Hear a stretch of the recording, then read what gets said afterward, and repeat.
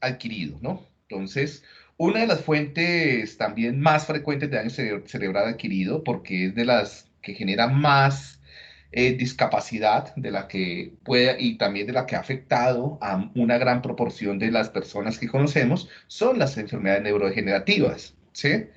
Que conllevan a demencias. Yo creo que en muchas de nuestras familias o familias de amigos tenemos casos de demencias, por ejemplo, demencias tipo Alzheimer o frontotemporal, ¿sí? O Parkinson, ¿no? Principalmente en población latina, norteamericana, hay índices muy altos de enfermedad de Alzheimer y de enfermedad de Parkinson.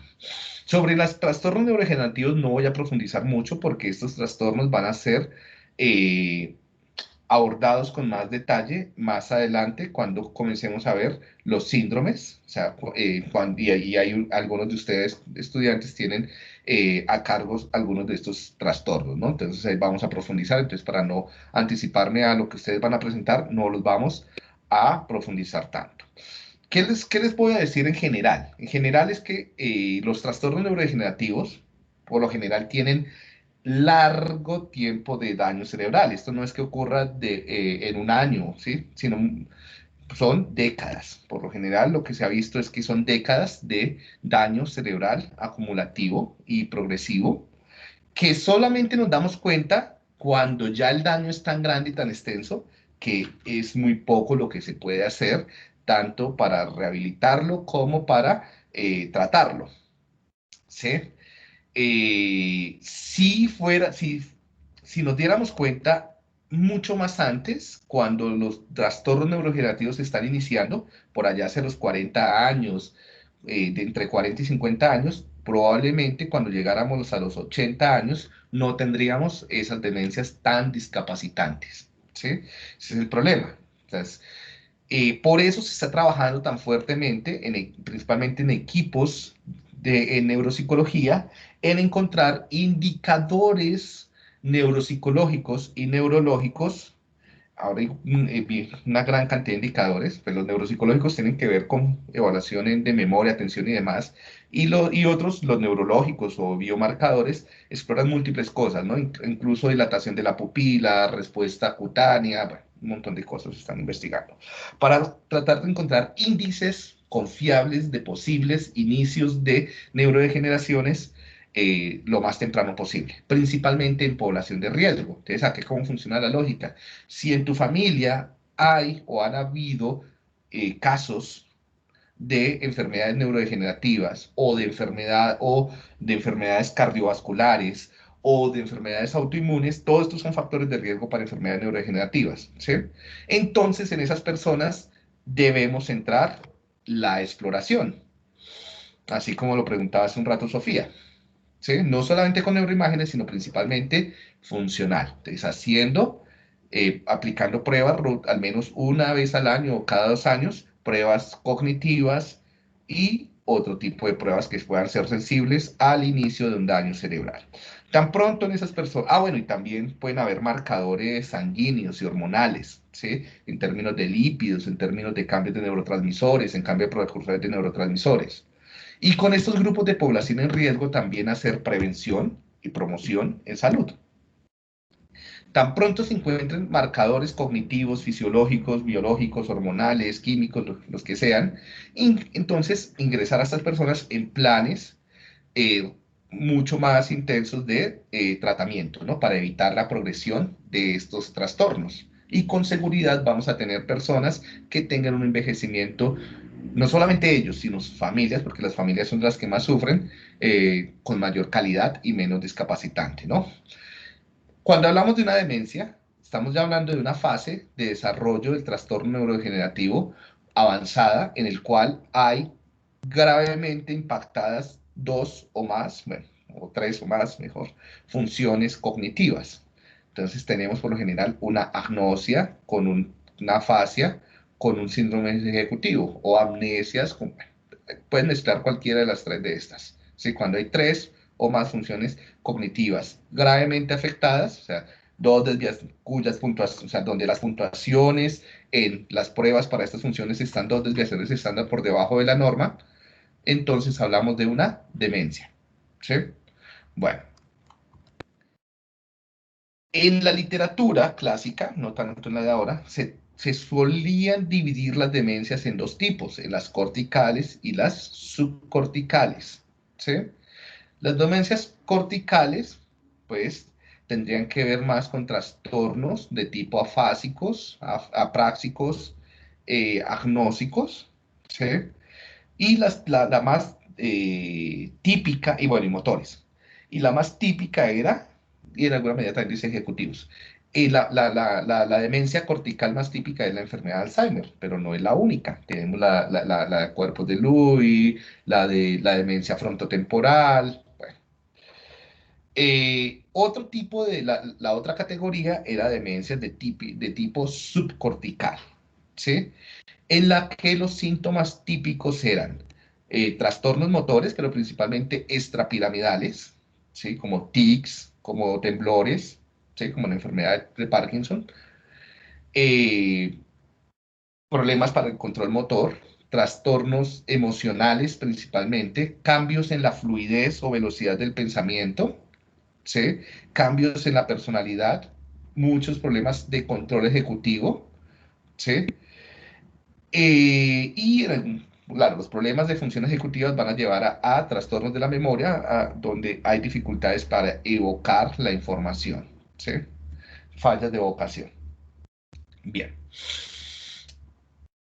Claro, las dos típicas son Parkinson dentro de las subcorticales o Huntington dentro de las subcorticales y Alzheimer dentro de las corticales. Sin embargo, hay otro tipo de demencias o hay demencias que parecen híbridas o incluso enfermedad de Parkinson, de Alzheimer puede tener daños subcorticales, pueden haber Alzheimer más con daños subcorticales, pueden haber Parkinson que tienen efectos corticales, ¿no? Entonces, por eso, recientemente, en los últimos años, algunos autores han criticado esta división entre cortical y subcortical, pero se las presento porque yo creo que la van a ver en bastante literatura, ¿sí? Aquí hay algunos criterios clínicos para el diagnóstico de una demencia, ¿sí? Entonces, que interfiera con las funciones de la vida diaria, laborales o familiares o sociales, que hay un declive con respecto al funcionamiento cognitivo previo, ¿sí? Cuantificado por pruebas neuropsicológicas. Entonces, se debe hacer evaluación neuropsicológica para el diagnóstico, ¿sí? Eh, y puede implicar razonamiento, adquirir nueva información, diferentes funciones, cambios de personalidad. Por ejemplo, una demencia por PICS. En una literatura reciente hablan, por ejemplo, de genes que generan como cierta vulnerabilidad para que, dependiendo de lo que tú vivas, o sea, epigenéticamente, desarrolles las, algunas demencias con mayor probabilidad. Entonces tenemos genes que controlan estas neuronas piramidales que pueden, del mesencéfalo, que pueden, y de los ganglios basales, que pueden llevar eh, no, mentiras, esto es de las neuronas del lóbulo temporal, que también acá hablan del mesencéfalo y el hipotálamo. Entonces, que estas son del cuerpo de Maynard, que son para la enfermedad de Alzheimer, ¿sí? Por eso es que pueden comprometer tanto la memoria. Algunas neuronas de la corteza cingulada anterior y la corteza prefrontal ventromedial que pueden estar implicadas en la demencia frontotemporal. Algunas neuronas de los ganglios basales que pueden conllevar a la enfermedad de Huntington.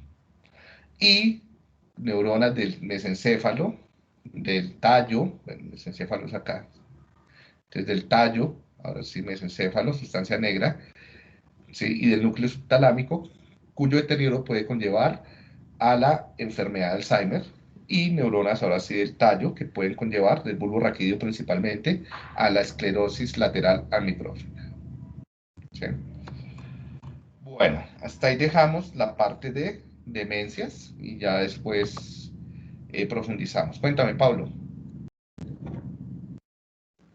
Yo, profe, es que tenía dos dudas. La primera que te quería hacer respecto a ese tema de demencias es, pues, estamos viendo que el diagnóstico se basa en, digamos, en la evaluación de estas funciones cognitivas, pero quería saber primero cuál es el papel de la neuroimagen o en qué momento debería entrar, si de pronto no es tan necesario en los momentos iniciales. Y lo otro que te quería preguntar era que estábamos hablando que el tratamiento evita la progresión de la demencia, pero una vez detectado, pues cuál puede ser el tratamiento para evitar como precisamente que la demencia se haga cada vez más, pues sí, que afecte cada vez más y que el daño, y digamos, que las funciones se vean sumamente alteradas y que ya no sea como funcional. El tratamiento, bueno, comienzo por lo último, ¿no? Entonces, el tratamiento eh, no es solamente farmacológico, sino no es solamente médico, es un tratamiento interdisciplinar o multidisciplinar, ¿sí? Y que lleva múltiples facetas a intervenir. Entonces, yo creo, y lo más eficiente del tratamiento es cambiar los hábitos de vida. ¿Sí? Inmediatamente la persona tiene que cambiar sus hábitos de vida, hábitos de actividad física, hábitos de laborales, reducir, por ejemplo, el tipo de trabajos con demasiado estrés, cambiar hábitos en salud, cambiar hábitos también, por ejemplo, de relaciones sociales, rodearse de personas mucho más cercanas, no vivir tanto tiempo solo, eh, alimenticios, eso es de los más importantes, hay que cambiar la nutrición, hay nutriciones que favorecen las enfermedades neurodegenerativas, entonces hay que hacer, entre comillas, neuronutrición, ¿sí?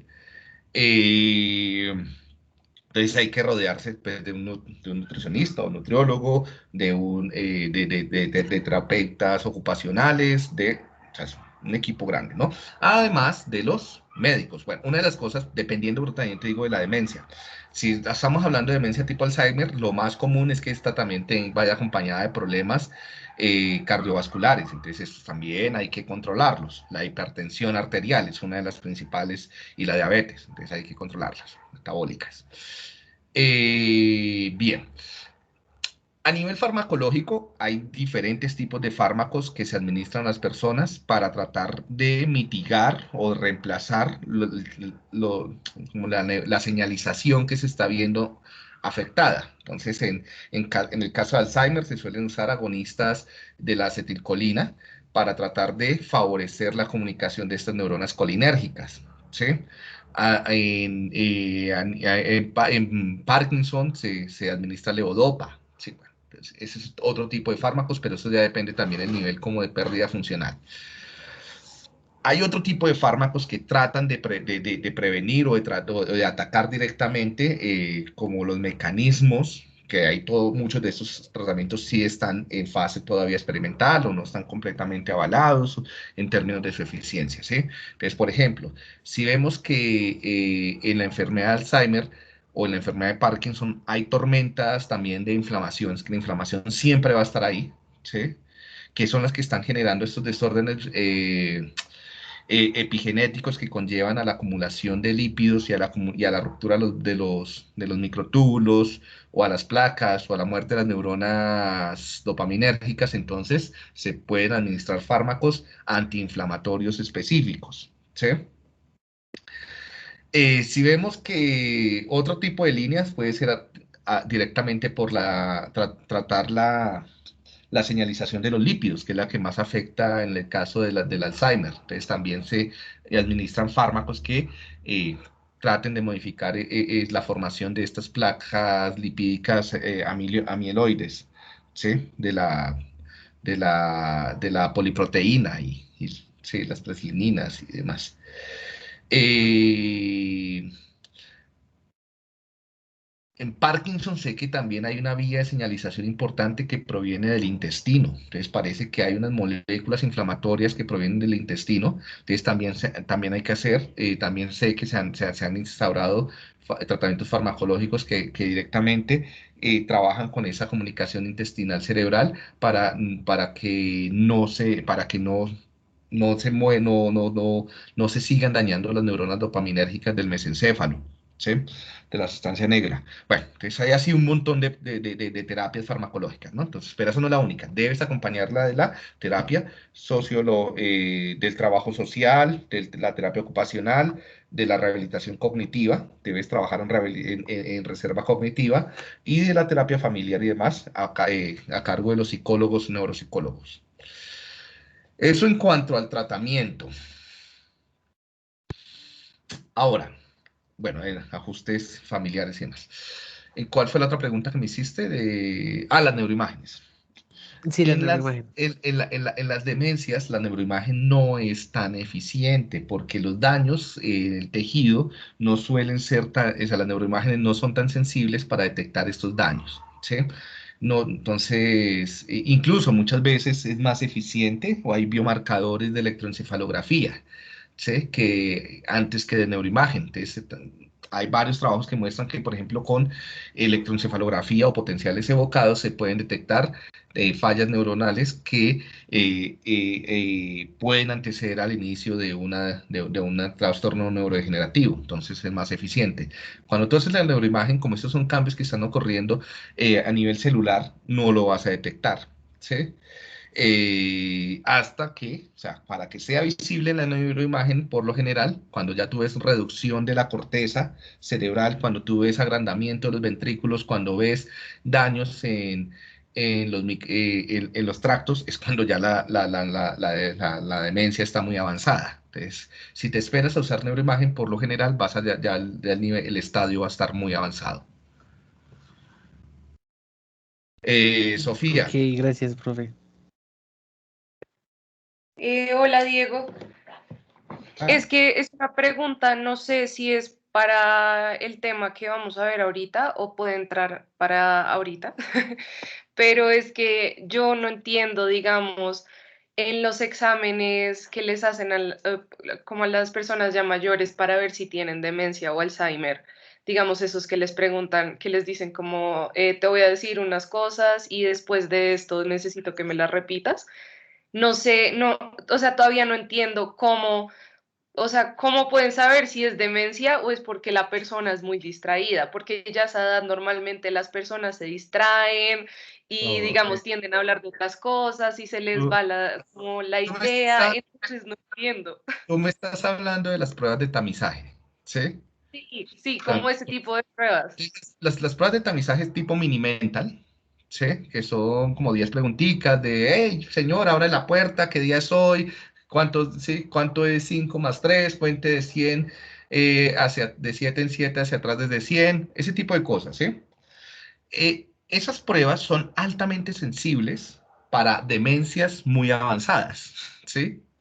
O sea, en realidad, si tú fallas muchas de esas preguntas, como son preguntas tan fáciles, es porque de verdad tienes un problema. Sí, eso ya no es de estar distraído. Sí, o sea, si por ejemplo, si tú no logras, si tú no sabes qué día es hoy o dónde estás, si yo te digo, por favor, haz un círculo o qué ves acá o reconoce esta figura y no logras diferenciar un cuadrado de un rectángulo o de un círculo, eso ya no es distracción, eso ya no es que estás medio dormido, somnoliento. O sea, además, tú como clínico debes asegurarte que las condiciones mentales de la persona sean idóneas para aplicar la prueba de tamizaje, ¿no?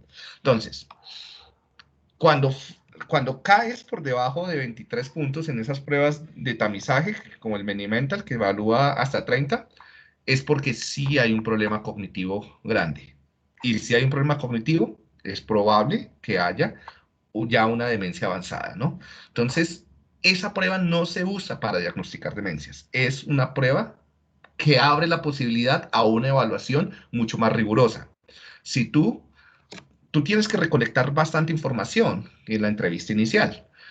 Información de la historia de vida, información sobre los problemas recientes, laborales, familiares. O sea, cuando tú recabas información de lo que le está quejando y ese funcionamiento y aplicas el mini mental y ves que tiene problemas en su vida diaria, pero que en el mini mental está no tan bajito, está por ahí en 25, 27, tú dices, de pronto algo está comenzando a pasar.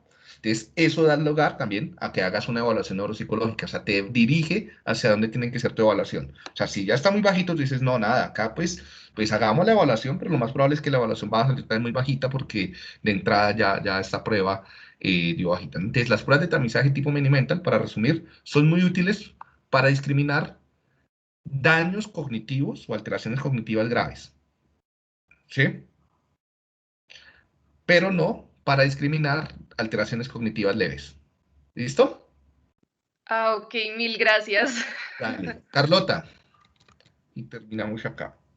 Diego, una pregunta. Es que, bueno, como volviendo un poquito a el tema, bueno, o sea, que lo vi ahí de las infecciones, em, o sea, no sé, como que pensé inmediatamente en los agentes infecciosos, digamos, en cuanto a las bacterias intrahospitalarias.